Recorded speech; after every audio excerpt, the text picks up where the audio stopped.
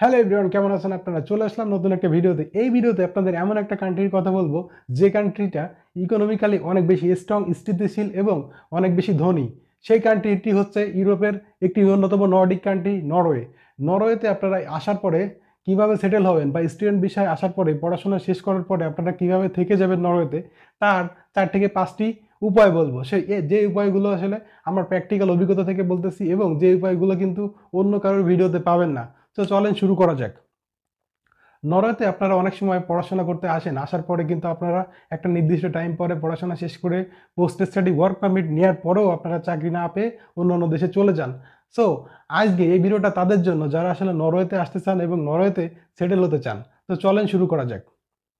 আর আপনি যদি আমার চ্যানেলে নতুন হন তাহলে অবশ্যই চ্যানেলটিকে সাবস্ক্রাইব করবেন, লাইক, কমেন্ট এবং শেয়ার করবেন। সো চলেন শুরু করা যাক। তো নরওয়েতে সেটেল হওয়ার প্রথম যে উপায়টা সেটা হচ্ছে যে আপনাকে আপনার স্টাডিটা কমপ্লিট করতে হবে এবং স্টাডিটা যে ফিল্ডে করছেন সেই ফিল্ডে একটা স্কিল জব পেতে হবে। সো এটা কিন্তু আপনার স্টাডি রিলেটেড এবং আপনি যে ফিল্ডে পড়াশোনা করতেছেন সেই ফিল্ডেই হতে হবে। আপনি যদি ফর এক্সাম্পল ইঞ্জিনিয়ারিংয়ে পড়াশোনা করতেছেন তাহলে আপনাকে ইঞ্জিনিয়ারিং সেক্টরেই চাকরিটা পেতে হবে। কিন্তু আপনি যদি মনে করেন আপনি ইঞ্জিনিয়ারিং পড়াশোনা করছেন, আপনি রেস্টুরেন্টে কাজ করতেছেন, তাহলে কিন্তু হবে না।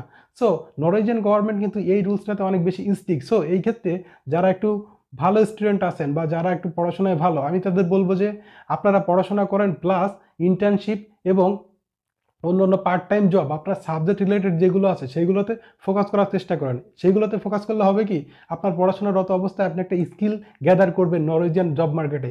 সেই স্কিল গ্যাদার করলে কিন্তু আপনারা খুব সহজেই পরবর্তীতে একটা ফুল টাইম জব পজিশন কিন্তু আপনারা ম্যানেজ করে নিতে পারবেন। এটা গেল প্রথম। এখন যে সেকেন্ড যে উপায়টা বলবো সেটা হচ্ছে পিএইচডি।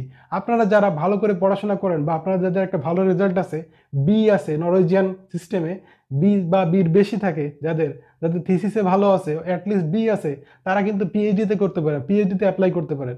নরওয়েতে পিএইচডি কিন্তু অনেক হাই পেইড জব, একটা রিসার্চ জব যেটা, এবং এই জবের কিন্তু অনেক ভালো ভবিষ্যৎ। আপনি যদি নরওয়েতে পিএইচডি করেন তাহলে কিন্তু নরওয়েতে আপনি বিভিন্ন ইউনিভার্সিটিতে প্রফেসর প্লাস হচ্ছে আপনি রিসার্চার হিসেবে কাজ করতে পারবেন। নরওয়েতে পিএইচডি করার অবস্থায় আপনার 3 বছর, সেই 3 বছর কিন্তু পিআরের জন্য কাউন্ট হবে এবং 3 বছর পরে আপনি কিন্তু পিআরের জন্য ইলিজেবল হবেন এবং 3 বছর পরে পিআর পেয়ে গেলে কিন্তু আপনি তারপর আপনার ইচ্ছা মতো যে কোনো টাইমে আপনি 5 থেকে 6 বছরের ভিতর নরওয়েজিয়ান সিটিজেনশিপ আপনি নিয়ে নিতে পারেন। সেক্ষেত্রে আপনার নরওয়েজিয়ান ল্যাঙ্গুয়েজটা কভার করতে হবে এবং আপনার অন্য অন্য যে পরীক্ষা আছে সিটিজেনশিপ সম্পর্কিত সেইগুলোতে পাশ করতে হবে। তাহলে কিন্তু আপনি নরওয়েতে থাকার পর পিএইচডি করার পর কিন্তু সহজে পিআর এবং সেটেলমেন্টে যেতে পারবেন। তারপরে যে তৃতীয় যে উপায়টা রয়েছে সেই উপায়টা আসলে যারা আসলে স্পাউস নিয়ে যায়, স্পাউস নিয়ে গেলে কিন্তু আপনারা নরওয়েতে খুব সহজে সেটেল হতে পারবেন। কিভাবে সেটা বলি চলেন। ফার্স্ট অফ অল, আপনি আপনার স্পাউস নিয়ে পড়াশোনা করতে আসছেন, আপনি মেইন অ্যাপ্লিকেন্ট হওয়ার কারণে আপনি কিন্তু 2 বছর পড়াশোনা করতে পারেন মাস্টার্সে এবং সর্বোচ্চ আপনি 2.5 বছর পর্যন্ত নিতে পারেন আপনার মাস্টার্সে, 6 মাস আপনি এক্সটেনশন নিতে পারেন। তারপর হচ্ছে আপনি পোস্ট স্টাডি ওয়ার্ক পারমিট পাবেন 1 বছর। সো এই যে 3.5 বছর, এই 3.5 বছরে কিন্তু আপনার একটা স্টাডি রিলেটেড, আপনার ফিল্ড রিলেটেড একটা জব খুঁজে বের করতে হবে। সো এর ভিতর যদি আপনি জব পেয়ে যান তাহলে তো আপনার জন্য কোনো কথাই নাই, তাহলে আপনি 3 বছর পরে এমনিতেই পেয়ার পেয়ে যাবেন। কিন্তু এখন যদি আমি বলি স্পাউজের কথা, স্পাউজ আপনার যে 3.5 বছর সময়টা পাচ্ছে, এই সময়টার ভিতর আপনার স্পাউসকে যদি আপনি যে কোনো জব, রেস্টুরেন্ট বলেন, ক্লিনিং বলেন, যে কোনো জব যদি আপনার স্পাউস একটা জব ম্যানেজ করতে পারে এবং ওই রিলেটেড যদি একটা সার্টিফিকেশন নিতে পারে নরওয়ের একটা স্কুল বা ভোকেশনাল ট্রেনিং কোর্স থেকে, তাহলে কিন্তু আপনার আপনার স্পাউস কিন্তু ওই জব দিয়েই কিন্তু আপনারা ফ্যামিলি মাইগ্রেশনে চলে যেতে পারবেন এবং ওই জব দিয়েই কিন্তু পিআর এর জন্য আবেদন করতে পারবেন। সো এটা হচ্ছে অনেক সিক্রেট, এটা আপনাদের কেউ বলবে না।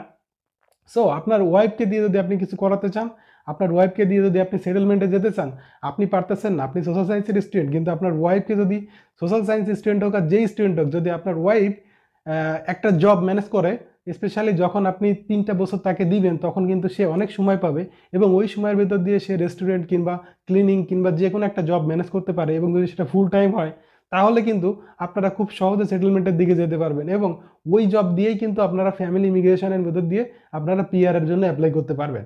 এখন আর একটা যে বেনিফিট সেটা আমি বলি, সেটা হচ্ছে যে আপনার স্পাউস যদি ফুল টাইম 2 বছর পড়াশোনা করে, পরবর্তীতে সে যদি পড়াশোনা করতে চায় তাহলে কিন্তু সে খুব সহজে টিউশন ফি না দিয়ে যে কোনো ডিগ্রি নরওয়ে থেকে নিতে পারবে, এবং এটা free of cost completely. So আপনারা যারা স্পাউসকে দিয়ে পড়াশোনা করাতে চান, তারা যদি নরওয়েতে ভর্তি হন, আপনার মাস্টার্স করার পরে কিন্তু আপনি আপনার ওয়াইফকে ভর্তি করাতে পারবেন। সেক্ষেত্রে আপনার পড়াশোনার সময় 3.5 বছর প্লাস আপনার ওয়াইফের প্লাস 3.5 বছর, প্রায় 7 বছরের মতো সময় পাবেন। এই 7 বছরের ভিতর আপনি নরওয়েজিয়ান ল্যাঙ্গুয়েজ শিখে নরওয়েজিয়ান জব মার্কেটে এন্ট্রি করতে পারবেন, এবং অনেক বেশি সময় পাওয়ার কারণে আপনারা কিন্তু আপনার সাবজেক্ট রিলেটেড জব কিন্তু খুঁজে নিতে পারবেন। তাহলে কি হচ্ছে, আপনারা কিন্তু আলটিমেটলি নরওয়েতে সেটেল হতে পারতেছেন। সো এই জিনিসটা মাথায় রেখে আপনাকে এগোতে হবে।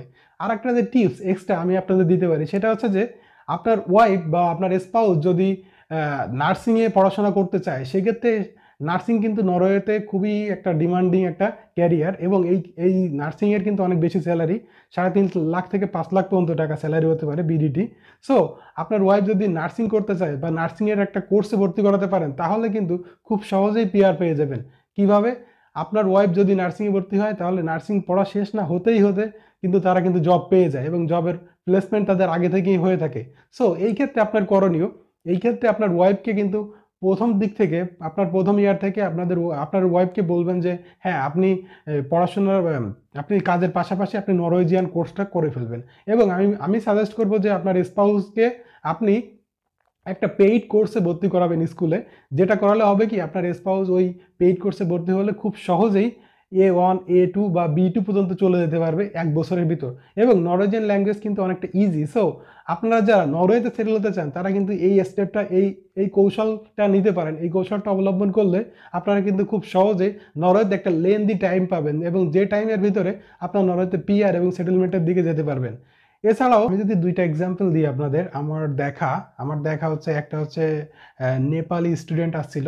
নেপালি স্টুডেন্ট আসার পর সে করছে কি, সে আমার সাথেই পড়াশোনা শেষ করছে। পড়াশোনা শেষ করে সে কিন্তু সাবজেক্ট রিলেটেড জব পায়নি, কিন্তু এই যে 2 বছর প্লাস হচ্ছে, সেও এক্সটেনশন করছিল প্রায় 3.5 বছর। সেই 3.5 বছরের ভিতর আপনার তার তার হচ্ছে হাজব্যান্ড কিন্তু একটা জব ম্যানেজ করে রেস্টুরেন্টে, এবং রেস্টুরেন্টে জব ম্যানেজ করার পরে তারা কি করে, ওই রেস্টুরেন্টে জব ম্যানেজ করার পরে ওই রেস্টুরেন্ট রিলেটেড একটা সার্টিফিকেশন নিয়ে ফেলে, একটা ডিপ্লোমা টাইপের একটা কোর্স করে ফেলে 6 থেকে 1 বছরের। তো এটাতে হয় কি, তার সার্টিফিকেশন হয়ে যাচ্ছে, তাহলে সেই জবটা স্কিল্ড জব হিসেবে গণ্য হচ্ছে, এবং এই স্কিল্ড জব হিসেবে গণ্য হওয়ার কারণে তারা কিন্তু এখন নরওয়েতে পিআর এর প্রসেসিংয়ে চলছে। সো এইটা হতে পারে আপনার জন্য একটা বেস্ট সলিউশন, যদি আপনার ওয়াইফ আপনাকে পড়াশোনা করার অবস্থায় আপনাকে একটু এক্সট্রা সাপোর্ট দেয়, এবং সেই সময়ের ভিতর আপনি কিংবা আপনার ওয়াইফ যে যে পড়াশোনা না করতেছে, সেই সময়ের ভিতর সে যদি নন স্কিল্ড কোনো জব করে, ফুল টাইম করে, এবং সেই বিষয়ে একটা সার্টিফিকেশন গ্রহণ করে, তাহলে কিন্তু আপনারা খুব সহজে নরওয়েতে সেটেল হতে পারবেন। এছাড়াও আর একটা এক্সাম্পল দিব, যে আমাদের বাংলাদেশ থেকে একজন, সে তার স্পাউস নিয়ে আসছিল নরওয়েতে আসার পর সে পড়াশোনা শেষ করছে, তারপরে কিন্তু নরওয়েতে টিউশন ফিস দিয়ে দিছে। এখন তার ওয়াইফ কিন্তু ইতিমধ্যে 2 বছর জব করে ফেলছে ফুল টাইম। সে ফুল টাইম 2 বছর জব করার কারণে সে কিন্তু নরওয়ের যে ইউনিভার্সিটিগুলো আছে, এই ইউনিভার্সিটিগুলোতে টিউশন ফি তার জন্য, তার ওয়াইফের জন্য থাকতেছে না। সো সেই ক্ষেত্রে হচ্ছে সে কিন্তু টিউশন ফি না দিয়ে তার স্পাউসকে নরওয়েজিয়ান ইউনিভার্সিটিতে একটা ইঞ্জিনিয়ারিং কোর্সে ভর্তি করাই দিছে অলরেডি। সো এই সিস্টেমটা কিন্তু অনেক ভালো, এবং আপনার টাইমটাকে বৃদ্ধি করার জন্য এই সিস্টেমটা অনেক বেশি কাজ হবে এবং কাজ দিবে। এবং আপনি যদি মনে করেন যে আপনি নরওয়েতে সেটেল হবেন, তাহলে একটা লেন্দি টাইম নিয়ে 6 থেকে 7 বছর টাইম পাচ্ছেন, এবং এই 6 থেকে 7 বছর টাইমটা যদি আপনি ভালোভাবে ইউজ করতে পারেন, বা ভালোভাবে ল্যাঙ্গুয়েজটা শিখে সেখানে একটা জব মার্কেটে জব নিতে পারেন, তাহলে কিন্তু আপনি নরওয়েতে খুব সহজে সেটেল হতে পারবেন। আর নরওয়েতে সেটেল হতে পারলে কিন্তু আপনার লাইফ কিন্তু একেবারে ভালো চলবে। কেন ভালো চলবে? নরওয়েতে ইনকাম অনেক ভালো, নরওয়েটা অনেক নিরাপদ কান্ট্রি, এবং ইকোনমিক্যালি অনেক স্থিতিশীল। আপনার নরওয়েতে যতই করোনা হোক আর যে কোনো ডিজাস্টার হোক, নরওয়ের যে মার্কেট, নরওয়ের যে ইকোনমি, সেটা কিন্তু আমার মনে হয় যে খুব বেশি হেরফের হয় না নরওয়ের ইকোনমিটা নিতে পারেন। এই কৌশলটা অবলম্বন করলে আপনারা কিন্তু খুব সহজে নরওয়েতে একটা লেন্দি টাইম পাবেন, এবং যে টাইমের ভিতরে আপনার নরওয়েতে পিআর এবং সেটেলমেন্টের দিকে যেতে পারবেন। এছাড়াও নরওয়েতে থাকলে আপনার যে সুবিধাগুলো পাবেন, সেটা হচ্ছে আপনার চাইল্ড যদি থাকে, তাহলে আপনি একটা ভালো মানের একটা বেনিফিট পাবেন। আপনার যখন চাইল্ড হবে তখন একটা ভালো মানের বেনিফিট পাবেন, এবং এই বেনিফিটটা কিন্তু অনেক লেন্দি এবং 18 ইয়ার পর্যন্ত কন্টিনিউ করে অনেক ক্ষেত্রে। সো এটা ডিপেন্ড করে আপনার কয়টা চাইল্ড এবং আপনার কয়টা চাইল্ড এবং হচ্ছে চাইল্ডের এজ অনুযায়ী ডিপেন্ড করে। আপনার এজ যদি বেশি হয়ে যায় সেক্ষেত্রে অনেক সময় কম বেশি হতে পারে। সো এই ছিল হচ্ছে নরওয়েতে আপনারা কিভাবে সেটেলমেন্ট হবেন এবং নরওয়েতে কোন স্টেপগুলো ফলো করলে বা কোন ওয়েতে আপনারা সেটেলমেন্ট হতে পারেন তার একটা ভিডিও। এর বাইরেও যদি কোনো কোশ্চেন থাকে আপনাদের, তাহলে অবশ্যই আমাকে কমেন্ট করবেন এবং আপনাদের কমেন্ট অনুযায়ী আমি আপনাদের রেসপন্স করার চেষ্টা করব। এছাড়াও আপনাদের যদি কোনো রিকোয়েস্ট থাকে কোনো স্পেশাল বিষয়ে বা স্পেসিফিক বিষয়ে, তাহলে আপনি আমাকে কমেন্ট করবেন, আমি সেই বিষয়ে ভিডিও বানানোর চেষ্টা করব। সো দেখা হবে নতুন কোনো ভিডিওতে, সে পর্যন্ত ভালো থাকবেন। Bye bye, tata, take care.